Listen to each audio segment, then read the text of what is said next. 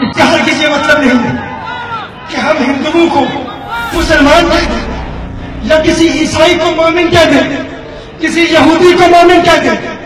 Doctor Tahir al-Qadri صاحب کے متعلق جو سوال کیا گیا ہے اسی سوال کا جواب دے رہا ہوں۔ ان کے اپنے نظریات ہیں، ہمارے اپنے نظریات ہیں، اعتقادی اختلاف جو ہے اس کو واضح کر رہا ہے۔ ہمارے نزدیک یہودیوں کو مومن کہنا صریح نصوص کا انکار ہے،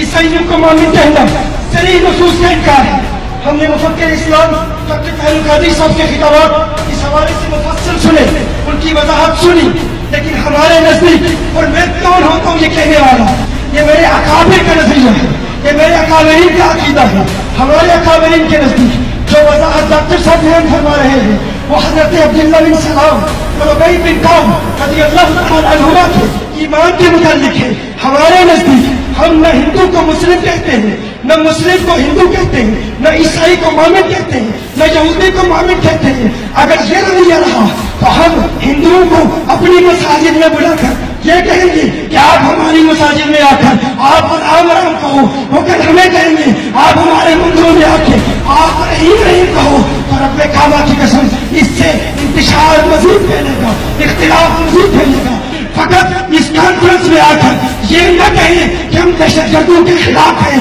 یہ بھی کہیں کہ ہم ان دہشت گردوں کی ابتدا میں نماز کو جائز نہیں سبحان اللہ،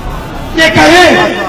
کہ فقط دہشت گردوں کے خلاف نہیں ہے، وہ دہشت گرد اگر ممبئی کی مسجد کا امام ہو